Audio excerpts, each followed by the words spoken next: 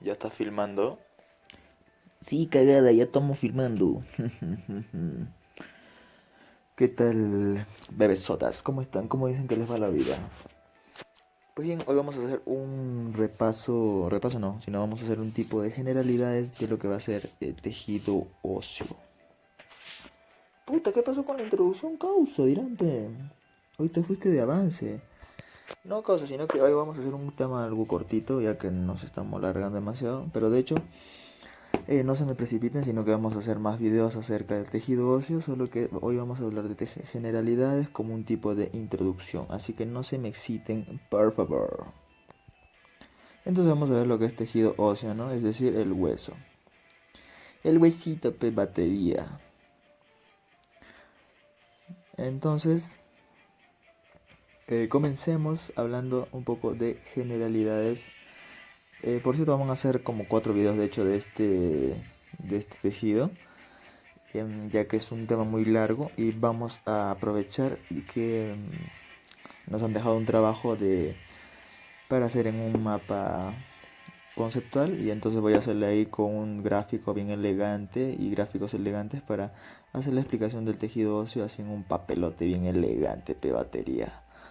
Claro, baterías firmes. ¿Ustedes qué opinan? Entonces hoy vamos a ver tipo solo una tipo de introducción, un tipo de introducción vamos a ver, como un opening, algo así de un anime, pero tocando los temas concisos del tejido óseo, ¿no? Y pues bien, comenzamos a lo Dead Note. Entonces comencemos a hablar del tejido óseo a grandes rasgos, ¿no? Esto va a ser como un repaso, vamos a hacerlo, pero antes de la clase general. Así que preparen sus apuntes y comencemos. Vamos a alargar esta coña. Ya estamos. Ya estamos, bebesotas. Pues bien, como habíamos visto en la clase anterior, recuerdan en el tejido cartilaginoso, vimos, o bueno, al menos había comenzado describiéndoles un poquito de lo que era... Espera un momento, voy a poner una canción. Un término habíamos visto, ¿no? Que y les dije que se iba a repetir a lo largo de la clase. De hecho, falta subir la segunda parte del tejido cartilaginoso, pero no se me exciten que vamos a subirlo en cuanto...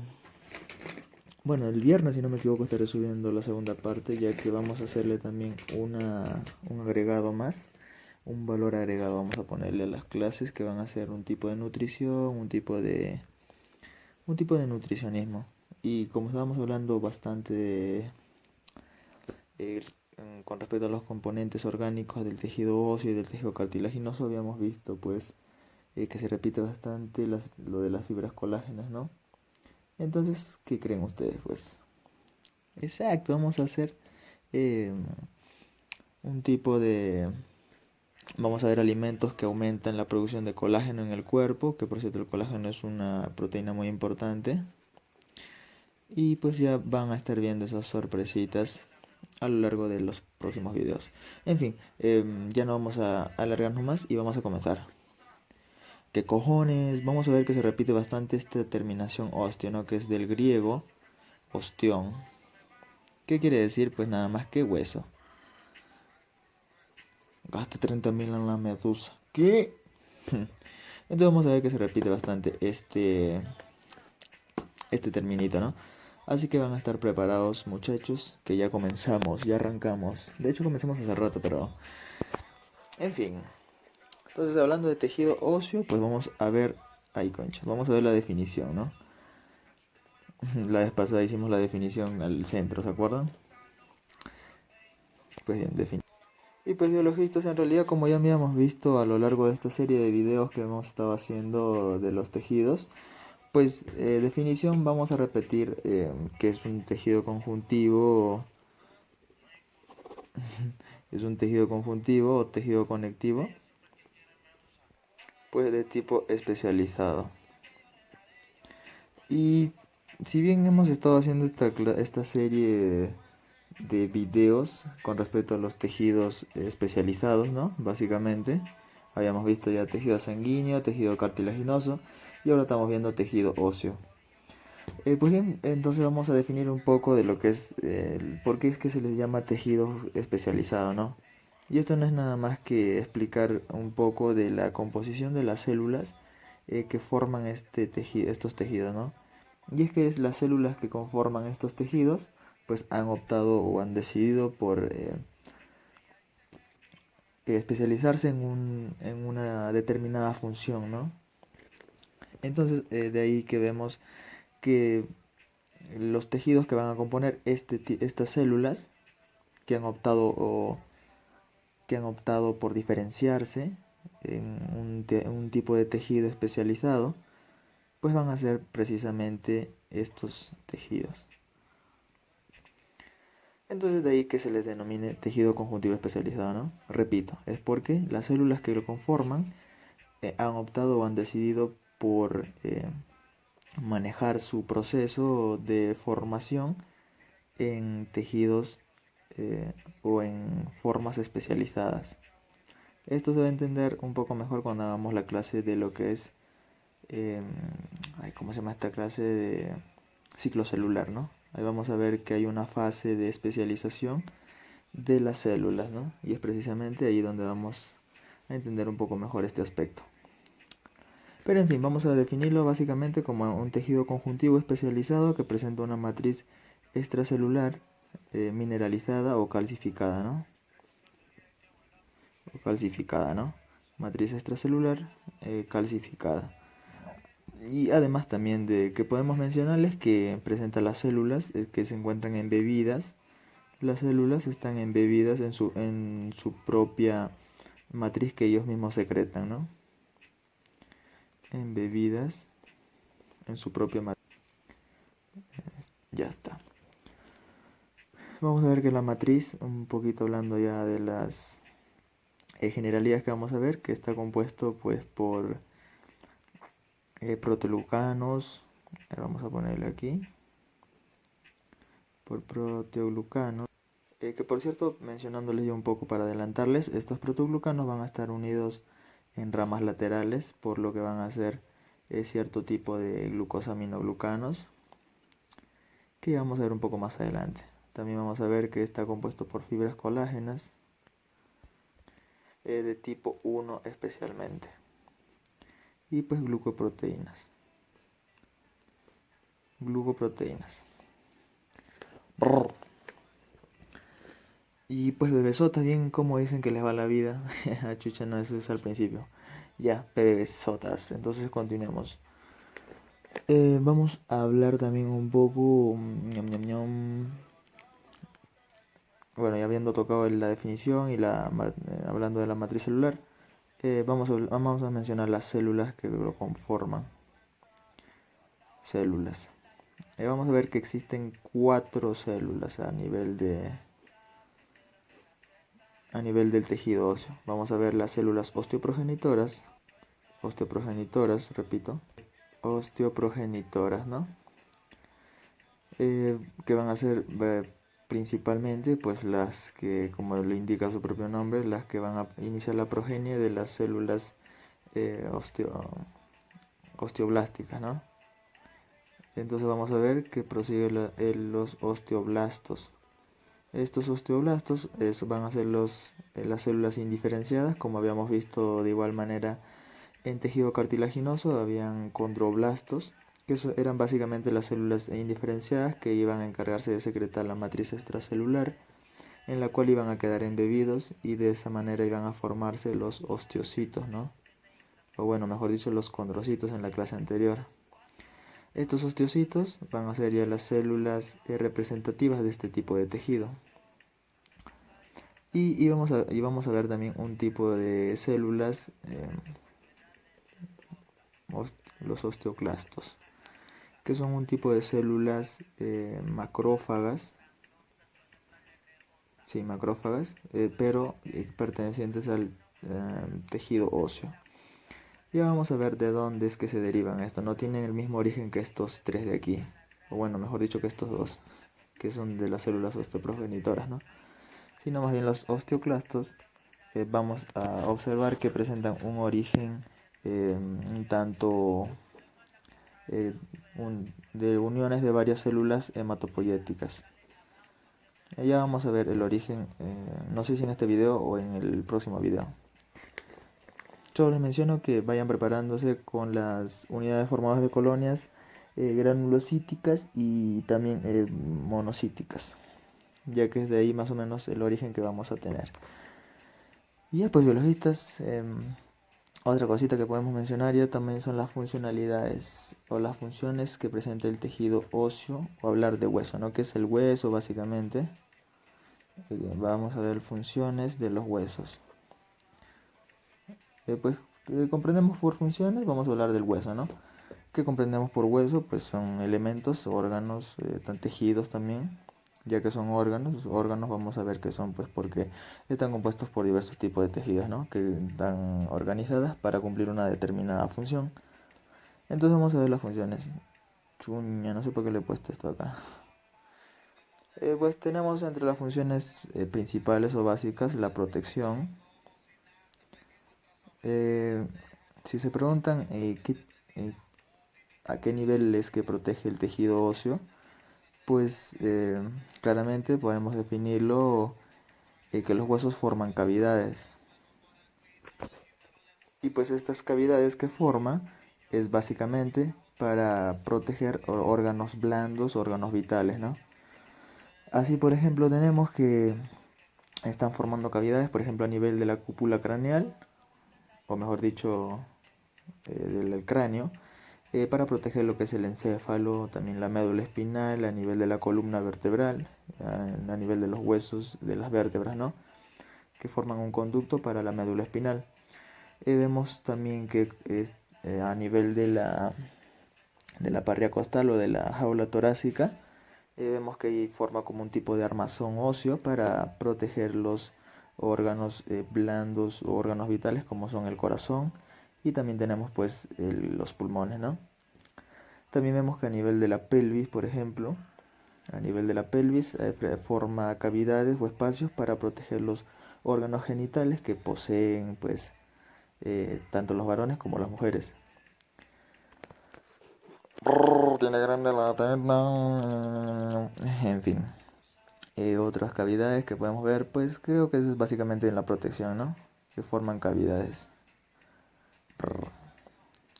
Vamos a ver que tienen función de movilidad. Sí, movilidad o... Bueno, movilidad básicamente.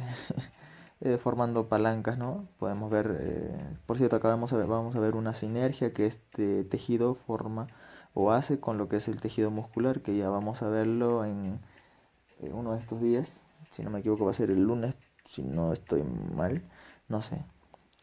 Pero vamos a ver la sinergia que forma o la unión, el tipo de conjugación que va a tener con este tejido para formar la movilidad, ¿no? Repito, formando las palancas de los de diversos tipos de articulaciones, ¿no? Y vamos también a recalcar que este funciona como un elemento pasivo a nivel del movimiento del esqueleto. ¿Y por qué pasivo? Se preguntan. Pues si se preguntan por qué es pasivo, es porque le gusta recibir bastante pija por el culo.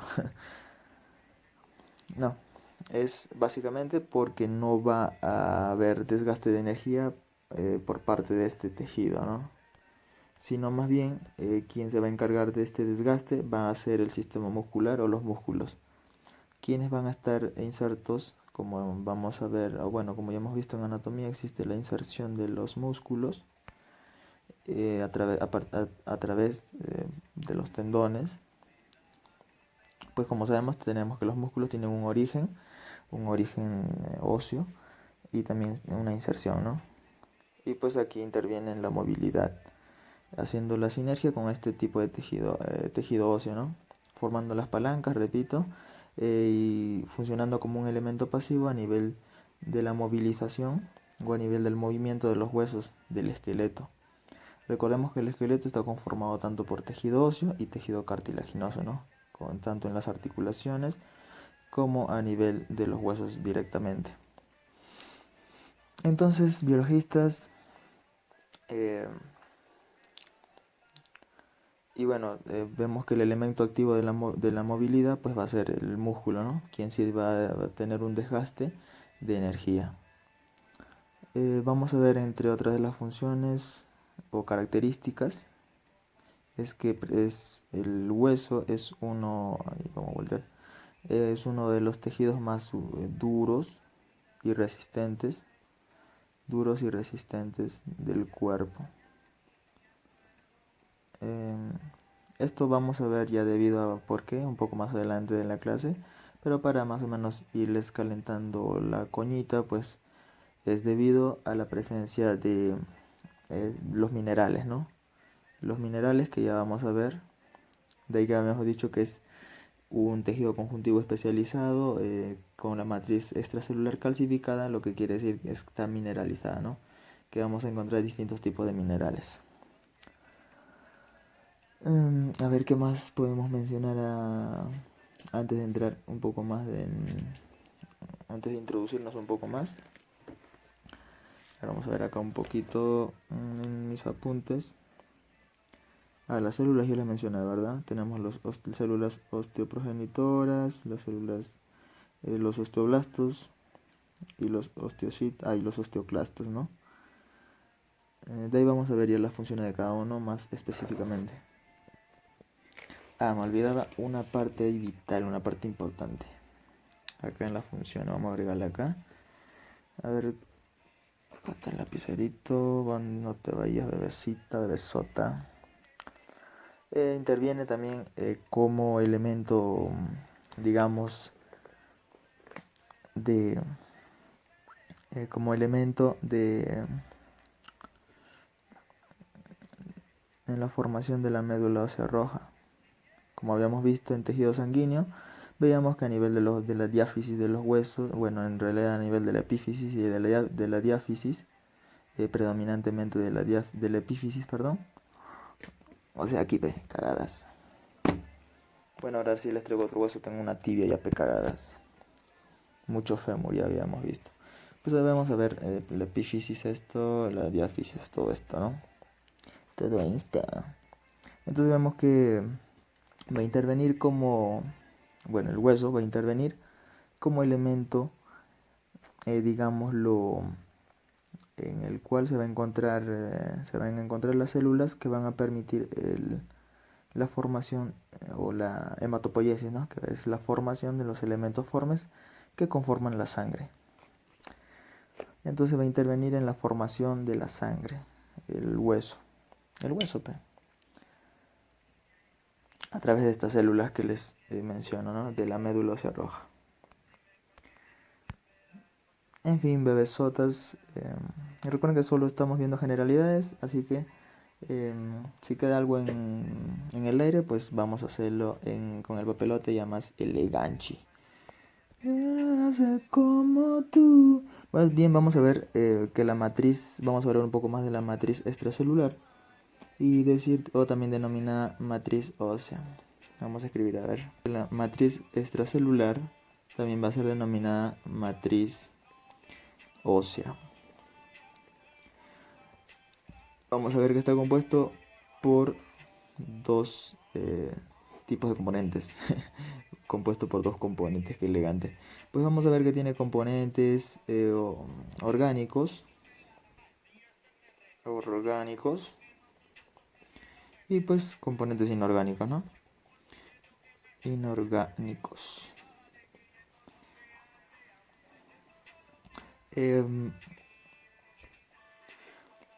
Por cierto, me había olvidado mencionarles un aspecto importante del tejido óseo y es que vamos a ver que su unidad estructural va a ser denominada sistema de Haber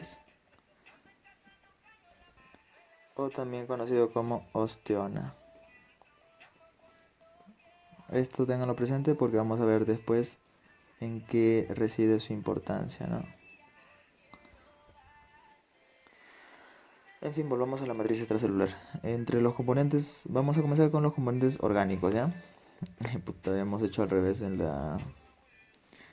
Ya, pero no importa. Vamos a ver que vamos a comenzar por el componente orgánico, ya que de hecho es el que se encuentra en menor proporción con respecto al peso en seco del hueso. Biologista, ¿qué chucha estás hablando? Nada, ahorita les explico. Vamos a ver que este está en un 35%, representando un 35% del peso corporal. Vamos a comenzar por eso, por este. Y este pues obviamente va a estar representando la parte complementaria, que sería un 65%. Entonces comencemos por lo que es los componentes orgánicos. Entre los componentes orgánicos pues podemos ver que está compuesto por básicamente o fundamentalmente hablamos de las fibras colágeno, fibras colágenas, colágena de tipo 1, preponderantemente, ¿sí? No es que únicamente esté compuesto por este tipo de colágeno o de fibras colágena de tipo 1, ya que también vamos a ver que en su composición intervienen los colágenos de tipo colágeno 5, colágeno de tipo 5. Pero en la literatura de Garner solamente indica que está compuesto por colágeno de tipo 1.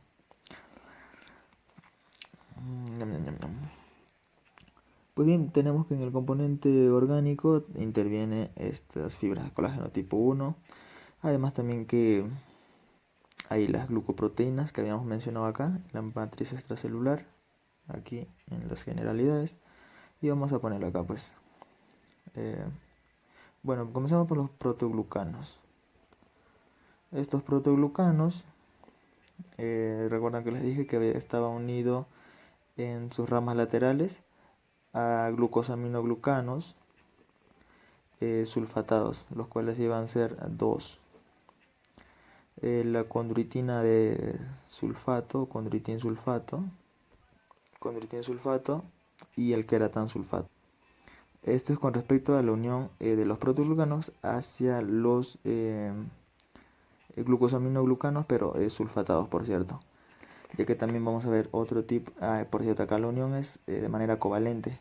Y vamos a ver un tipo de unión no covalente, que es con los glucosaminoglucanos, o mejor dicho, con el glucosaminoglucano. El único que tenemos no sulfatado pues es el ácido hialurónico, ¿no? Con los cuales van a formar los denominados agrecanos. Biologista, ¿qué es este agrecano? Pues en realidad el agrecano no es más que la unión de los protoglucanos a través de un enlace no covalente a lo que son los glucosaminoglucanos, bueno, el glucosaminoglucano no sulfatado. Vamos a ponerle acá ya, ácido hialurónico. Entonces tenemos el ácido hialurónico y entonces forman moléculas grandes denominados agrecanos, ¿no? O moléculas de agrecano. En fin, tenemos además, vamos a ver las glucoproteínas, ¿cierto? Glucoproteínas. Glucoproteínas como por ejemplo, vamos a ponerla aquí si hay espacio. Tenemos la osteocalcina, o bueno, osteonectina, comenzamos. Tenemos la osteonectina, la osteocalcina, también tenemos aquí la osteopontina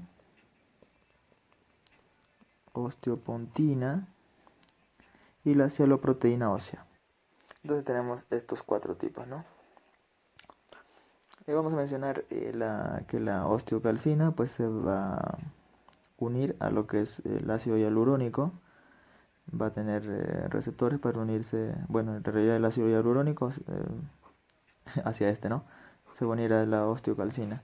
La osteopontina de igual manera se va a unir al ácido hialurónico, pero además va a tener espacios para receptores para otros componentes que ya veremos a mayor detalle en el papelote. Dice, así dice, de ahí no sube ni mierda. Entonces tenemos también que la cialoproteína de igual manera,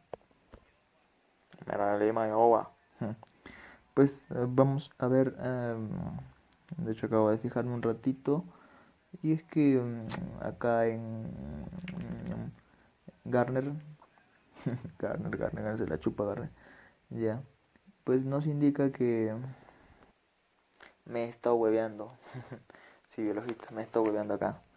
La osteocalcina en realidad se une a los minerales que vamos a ver acá en los componentes inorgánicos. que es los cristales de hidroxiapatita, ¿no? Este se une a los cristales de hidroxiapatita. Había dicho que se unían al ácido hialurónico, pero perdón, me había hueveado. Es en realidad los cristales de hidroxiapatita. Y la osteopontina de igual manera se une a los cristales de hidroxiapatita, pero además tiene receptores para otros componentes como por ejemplo las integrinas ubicadas a nivel de los osteoclastos y los osteoblastos. De igual manera la cieloproteína, ¿no? La cieloproteína ósea. Es muy importante acá mencionar la vitamina D. ¿Para qué la vitamina D, mi querido? Aquí yo estoy escribiendo. Vitamina D. Pues bien, la vitamina B la mencionamos a este nivel ya que este va a estimular la formación de estas glucoproteínas, ¿no? Taca, taca, taca. Ahí reside la importancia de la vitamina D, P, batería firme. Pues bien, repetimos las glucoproteínas que tienen son la osteonectina, la osteocalcina, la osteopontina, la cialoproteína ósea. La osteocalcina que se une o se recepta con los cristales de hidroxiapatita. La osteopontina de igual manera, pero además presenta receptores libres para unirse a otros componentes, como por ejemplo las integrinas ubicadas a nivel de los osteoblastos y los osteoclastos. Osteoblastos y osteoclastos. Y la cialoproteína presenta casi la misma, es muy similar a la osteopontina. Vamos a ver que la matriz presenta una matriz acidófila debido a la gran preponderancia de esta colágena de tipo 1, que por cierto está entre un 80 y un 90%. Entre un 80 y 90% de lo que es respecto a los componentes orgánicos, ¿no? Un 80-90%, de ahí que presenta cuando lo vemos un cierto, bueno, con la coloración de Paz, vamos a ver que presenta ciertos agregados o cierta coloración acidófila, ¿no? Es debido a esta colágena. Pues en biologistas ahora sí nos vamos a ver un poquito de los componentes inorgánicos. Conformando los componentes inorgánicos, pues está, bueno, un 65% habíamos dicho del peso seco bruto del hueso, del peso bruto. Pues bien, entre los componentes inorgánicos podemos ver que preponderantemente vamos a encontrar a los cristales de hidroxiapatita, que nada más y nada menos van a ser derivados o agregados de lo que son los elementos más abundantes a nivel de los componentes inorgánicos, que son el fósforo y el calcio, ¿no? Encontrados como fosfato de calcio. Fosfato de calcio, algo así cagadas. Bueno, vamos a hacer la fórmula de los cristales de hidroxiapatita, que es algo así, 6, y en el grupo hidroxilo 2. Algo así, sí, algo así. En fin, tenemos que están los cristales de hidroxiapatita, que habíamos visto aquí, ¿no? Que me había hueveado. En fin, estos cristales de hidroxiapatita van a ser los más sonados hablando en los componentes inorgánicos. Sin embargo, vamos a encontrar otros elementos como por ejemplo el bicarbonato de sodio, vamos a encontrar elementos como el potasio, el sodio, el citrato, bicarbonato, repito, sodio, potasio, el magnesio también, en fin. Debido a estos componentes inorgánicos es que se debe a la gran resistencia que habíamos estado hablando acá en las funciones, y que debido a esto el hueso o el tejido óseo presenta gran resistencia y gran dureza, ¿no? Hablando a nivel de todos los componentes del cuerpo, o sea, es decir, este tejido óseo que conforma el esqueleto es debido a estos componentes inorgánicos es que presentan esa gran resistencia, esa gran dureza. Es debido a estos componentes inorgánicos, ¿no? Pues bien, biologistas creo que... no, no creo nada. Entonces, otra cosa que podemos agregar en los componentes inorgánicos es pues que si es que les desmineralizamos un hueso, es decir, le quitamos la sustancia, le quitamos el calcio, bueno, les descalcificamos. En realidad hablar de descalcificación es hablar de una desmineralización, ¿no? Es decir, quitarle todos estos componentes inorgánicos. Si es que les quitamos estos componentes inorgánicos, se dice que, bueno, en realidad en los estudios se demuestra que pues queda, si bien la estructura queda así como el huesito que tenemos aquí, es un radio, que es, sí, un radio, no, es un cubito. Entonces, queda así como la misma estructura ósea que es, pero con una característica más flexible. Es decir, podríamos doblarla, podríamos jugar con el hueso. Y esto más o menos lo podemos ver como en... No sé si escucharon en la... Hubo una controversia muy sonada hablando de la Coca-Cola. Coca-Cola. Sí, ya que decían que la Coca-Cola descalcificaba los huesos, ¿no?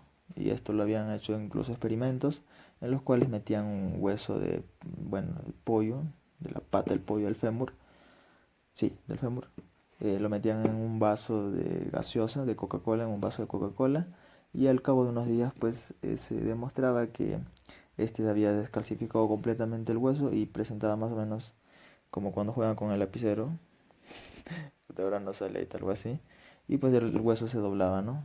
Ya que le quitaban estos componentes inorgánicos.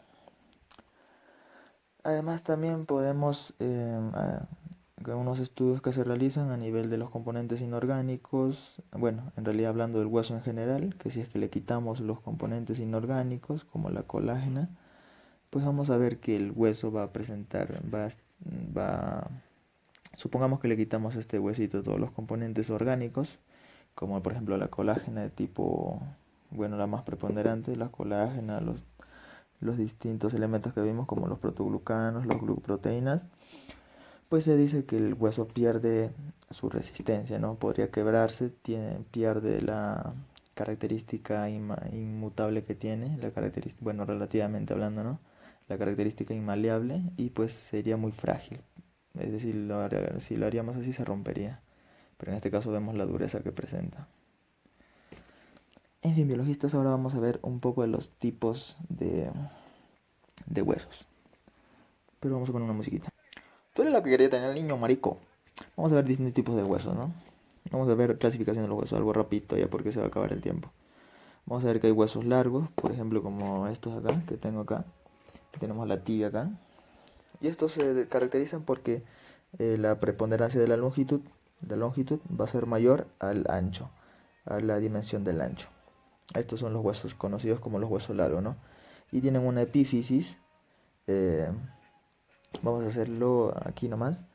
Y más o menos a este nivel, separando lo que es, bueno, esta es la diáfisis y esta es la epífisis, ¿no? Epífisis porque está epi, encima o sobre, ¿no? Entonces, dividiendo esta parte más o menos, es decir, separando lo que es la epífisis de la diáfisis, vamos a encontrar una metáfisis, más o menos a este nivel. Esta metáfisis nos va a representar o nos va a indicar dónde es que se indica las placas epifisieras o placas de crecimiento. Esas placas cartilaginosas que habíamos hablado en tejido cartilaginoso que van a permitir el crecimiento en longitud por el crecimiento intersticial del cartílago, ¿no? Sin embargo, el crecimiento en anchura vamos a ver que está determinada por un periósteo. Esto, repito, lo vamos a ver a mayor detalle en la explicación en las explicaciones más adelante. Así que no se me exciten si es que queda un poco en blanco esto. Vemos la clasificación está en huesos largos, que son, por ejemplo, como este, la tibia, la fémur, el peroné, etc. Y tenemos huesos cortos en los que las dimensiones de la longitud y del ancho son muy parecidos.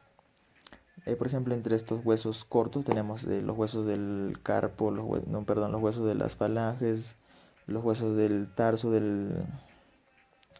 sí, del tarso, de las falanges, en fin, Tenemos también los huesos planos, en los que hay una caracterización muy elegante, ¿no? Por ejemplo, tenemos a nivel de lo que es la escápula o omóplato. Tenemos también los huesos sesamoideos, que no están ubicados entre ninguno de esta clasificación, y los huesos irregulares. Y en fin, biologista, se acaba el video. Bueno, se acabó el video, pero vamos a acabar con esta clase. Teníamos los huesos planos, que estoy hablando, los huesos planos, en los que la dimensión transversal es mucho mayor. Y pues, como le indica su nombre, son planos, ¿no? Tenemos entre estos los ejemplos, por ejemplo, lo que es la escápula o omóplato, los huesos parietales, y algunos que otros huesitos más. Entre los huesos irregulares les decía que son los que no están en la clasificación de largos ni cortos. Vamos a poner acá ya. Teníamos los largos. Repito, aquí están los huesos en que predomina la dimensión de la longitud, como habíamos visto en la tibia, el fémur, el húmero. Los cortos, en los que la dimensión es decir, la dimensión de la longitud con la dimensión del ancho son muy similares, ¿no? Repetimos, están en los huesos del tarso, eh, del, de las falanges. A ver, hay un término que no me acuerdo ahorita. Son del metacarpo. Del metacarpo, que son los huesos que están entre las falanges y el carpo, ¿no? El carpo es básicamente conformación de la muñeca. Sí, de la muñeca. En fin, esos son los huesos cortos, ¿no? Y tenemos también los huesos irregulares. Los huesos irregulares son los que no entran en la clasificación de ninguno de estos, ¿no? O sea, no son ni cortos ni largos. Entre estos huesos irregulares, pues podemos encontrar, por ejemplo, a ver, por ejemplo, teníamos el hueso temporal. Tenemos también entre los huesos irregulares el etmoides. En fin, con gráficos vamos a verlo más elegante en el papelote que está por allá, pero no voy a apuntar porque te echo mierda. Y los sesamoideos. Sesamoideos.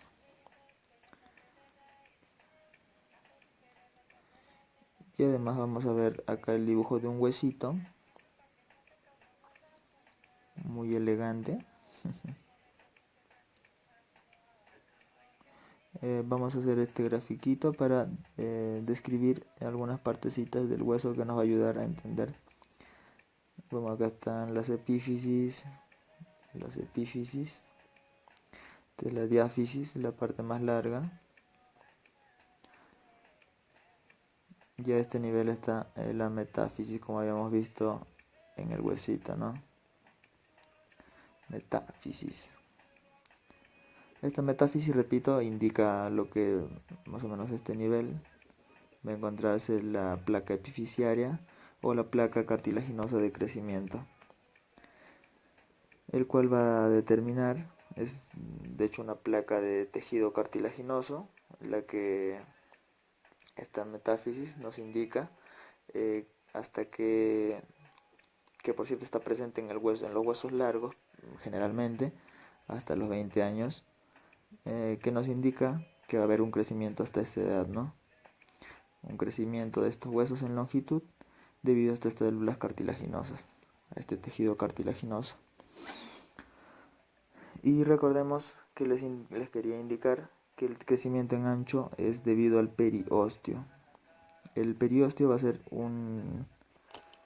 va a ser una capita del hueso que va a estar aquí, más hacia el externo, periósteo. Va a estar conformado por un tejido conjuntivo denso o regular. A ver, periósteo.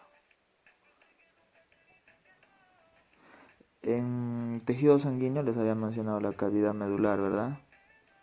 Esta cavidad medular tenía un límite interno, el cual nos iba a indicar la presencia pues del endostio. Esto ya les había indicado cuando les estaba explicando tejido sanguíneo. Este es el endostio.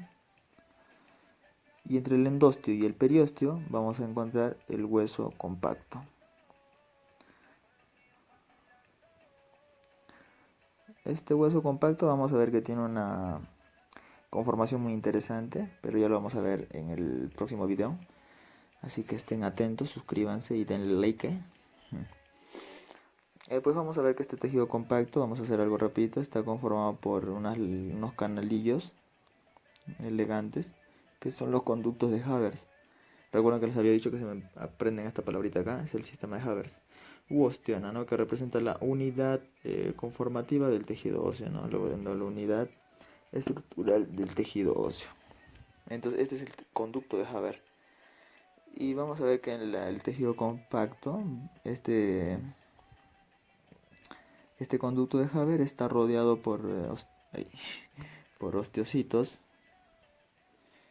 Se encuentran así de una forma radiada, de una forma concéntrica. Y vamos a ver que entre estos hay unas fibras, unas laminillas que son denominadas laminillas concéntricas y que son pues conformadas por colágeno, ¿no? Colágeno del tipo 1 que estamos viendo. Todo esto, es decir, el conducto de Haber, que por cierto va a tener, ahora vamos a simular que este es un corte transversal de un hueso, corte transversal, es decir, esto va para así, y vemos que este de acá va a ser un conducto, van a ser conductos longitudinales paralelos al eje del hueso, y aquí en el conducto de Haber va a estar presente vasos sanguíneos, van a haber arterias, venas, también va a haber nervios. Y vamos a ver que este conducto de Haber más la suma de los osteocitos que están presentes acá y las laminillas concéntricas van a formar lo que es el sistema de Haber, exacto lo que vimos aquí. Sistema de Haber u osteona. Vamos a ver que en realidad hay bastantes así, conformando este hueso compacto. Entonces, vamos a ver que hay bastantes de estos, ¿no? Y vamos a ver que entre estos espacios, entre los sistemas de Haber, van a haber de manera desorganizada, no como esto que sí están muy ordenados. Vamos a ver que hay unas estructuras, unos osteocitos circundantes aquí entre estos, los cuales van a ser denominados los sistemas intersticiales o laminillas intersticiales. También vamos a ver unas laminillas circunferenciales, pero eso ya lo vamos a dejar para la próxima clase, así todavía. Vamos a ver también que, por ejemplo, aquí, esto no está muy tan graficado para entender, pero ya no se preocupen porque repito, esto solo generalidades. Estos sistemas de Haber van a estar intercomunicados por unos canales perpendiculares a estos, como también perpendiculares al eje del hueso, denominados canales o canalillos de Volkmann. Volkmann con doble N. Estos van a conformar los sistemas, los canales de Volkmann, ¿no? Que van a unir los vasos sanguíneos a los vasos pertenecientes a los sistemas de Haber. En fin, biologistas, eso era lo que quería mencionarles con respecto al hueso compacto. Vamos a ver que en realidad acá hay algunas células que tenemos que tocar para detallarlas, pero ahora por falta de tiempo y además por falta de hoja, lo vamos a dejar para el próximo diálogo acerca de tejido óseo. Entonces vamos a ver periostio, recordemos, la capa más externa, el endostio, que va a limitar el canal medular con lo que es el hueso compacto, ¿no? claro, limita el endostio, se encarga de delimitar la cavidad medular con lo que es el hueso compacto y además el periósteo, hacia más externo. Eh, bueno, biologistas, creo que eso es todo con respecto a las generalidades. No puedo ya mencionarles más, ya que ya no serían generalidades, sino sería clase, esta sería una clase. En fin, así que vamos a dejarlo ahí y vamos a dejarlo para la clase más completa que vamos a ver de tejido óseo, así más detalladito con dibujitos y todo elegante. Espero les guste esta pequeña reseña, esta pequeña introducción. Y pues nada más, pecas. Hablamos, gracias. Chaufita. Gracias por quedarse hasta el final.